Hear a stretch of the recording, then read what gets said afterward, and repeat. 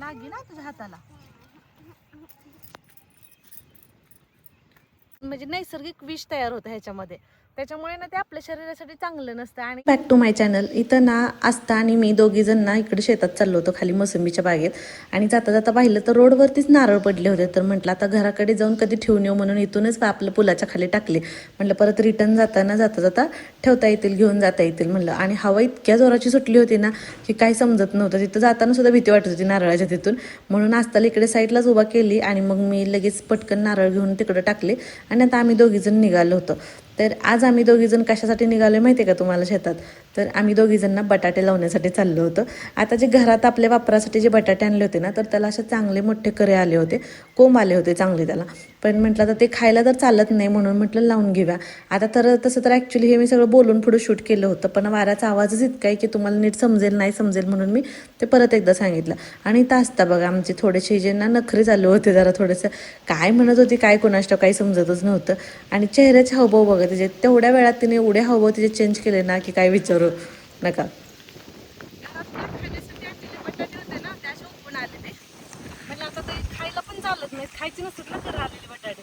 म्हणून म्हटलं ह्यांना लावून तर येऊया म्हटलं मळ्यात. म्हणून चाललोय आम्ही लावायला. 4च आहेत, कट करून थोडं थोडं पीसमध्ये लावून घ्यायचं. चला असता झाली का मोसंबी खाऊन? होय, सुट्टीवाली होती.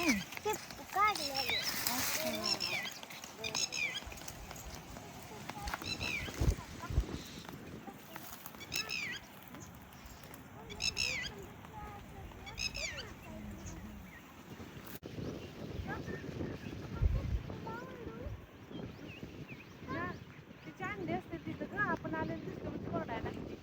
तिला वाटलं असं अंडी वगैरे घेऊन जाते. हा? अंडी बघायचं ते पुन्हा बघू जाताना आधी.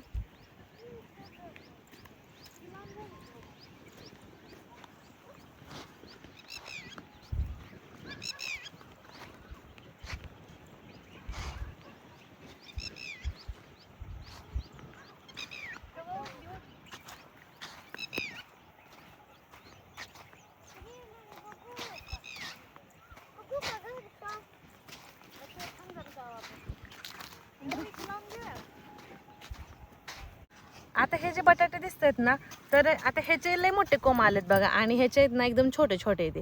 आता हे जे आहेत ना, तर हे जे मोठे कोंब आलेले असतात ना, तर ह्याच्यामुळे ना सोलानाईन नावाचं एक म्हणजे नैसर्गिक विष तयार होतं ह्याच्यामध्ये. त्याच्यामुळे ना ते आपल्या शरीरासाठी चांगलं नसतं. आणि ज्याची जर कोणाची इम्युनिटी पॉवर कमी असली, म्हणजे पचनशक्ती जर त्याची कमी असेल आणि त्यांनी जर हे खाल्लं तर त्याला उलट्या म्हणा, जुलाब लागणं म्हणजे असं त्रास चालू होतं. त्याच्यामुळे शक्यतो ट्राय करायचं की असं ज्याला कोंब आलेत ना, असे बटाटे सहसा खायचेच नाहीत. असे एकदम छोटे छोटे असतील तर ते आपण काढून खाऊ शकतोय, पण असे मोठे जर आले असतील ना तर ते नाहीत हे करायचं, म्हणजे खायचं नाही. आणि कुंडीत वगैरे पण तुम्ही, म्हणजे मी पहिले लावत होते कुंडीत वगैरे, असे तेवढाच पोर्शन कट करून लावला ना तरी सुद्धा त्याला चांगले बटाटे येतात घरचे. तर आता लावून घेऊया. आता हे मी कट करते, जिथं कोंब नाही आहे तिथून पण कोंब फुटतात परत, नंतर उगवल्यानंतर मी दाखवीनच तुम्हाला. आणि ही बघा आता ह्याचं जे शेंड आहे ना पुढचं बघा, एकदम हिरवागार दिसतंय की नाही. आता मग ती तुम्हाला म्हटलं तसं ह्याच्यामध्येच विष तयार होतं, म्हणजे नैसर्गिक विष तयार होतं. त्याच्यामुळे सहसा टाळायचं हे खायला. चला तर लावून घेते मी. आणि इकडे असता खुरप बघू लागी ना तुझ्या हाताला. रान किती भुसभुशीत झाले.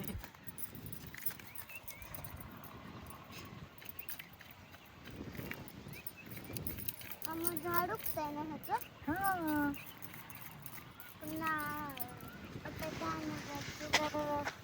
हा, बटाटा आणायची जरूरत नाही. आपल्याला लागलं का आपण इथूनच येऊन घेऊन जायचं खायला. आजोबांना कुठं काम सांग. आजोबांना कुठे काम सांगायचं म्हणते. कट करायचं. कट करते आज. असं कट केले. हा ठेव. असा हा हा ठेव तसा.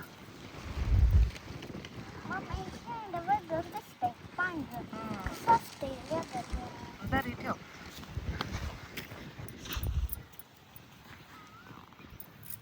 असताना बटाटे लावलेत म्हणायचं आजी आल्यावर. घ्या असता. मग आता हे असं अजून आपण ह्याला कट करू करू शकतोय छोटं छोटं, पण म्हणलं ठीक आहे एवढंच म्हणून मी खरकट केले. तर जेवढ्या साईजनं म्हणजे याचे कोंब आलेत ना तेवढ्या बाजू आपण कट करून लावले तरी चालतं. बघा असताना सुद्धा लावलेत बटाटे आमच्या मस्त. जरा मम्मू हो एक मिनिट इथं मोठं आहे का? लाव तिथं लाव, हे इथं लावते. तिथे बनवते.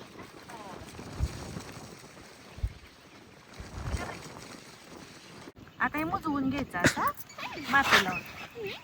अगं दादा पण आला की ते बघ. दादा मी बटाटा लावला.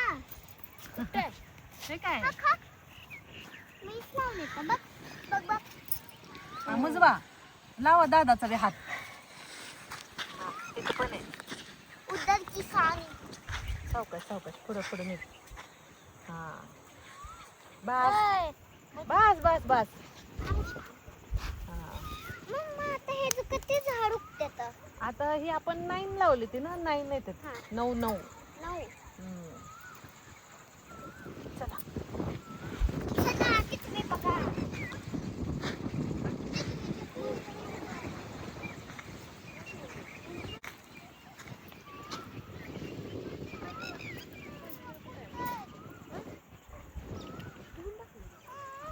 आता जरा आली कोथिंबीर दिसायला लागली, त्या दिवशी लई छोटी दिसत होती.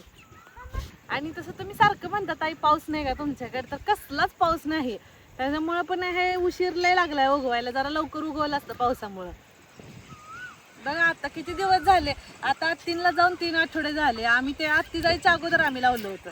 आता केवढं मोठं यायला पाहिजे होतं. पाऊस पण असं झालं की जिकडं पाहिजे तिकडं पडला नाही, नको तिकडं पूर आलाय. पण आता काय निसर्गाच्या पुढे आपण तर काय करणार, ती पडायची तर पडणार आहे. ओ ते बघा आता अंडी तिची दिसतात काही बघायला गेली. काय ग ती पिल्ली आहे ती का अंड्याची काय माहिती आता.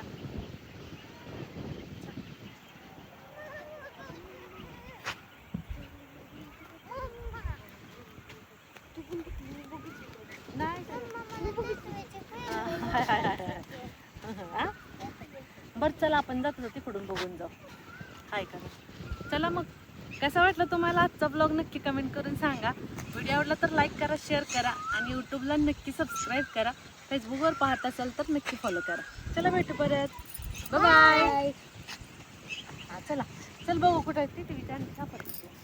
अंडा. हा हात पावसाळा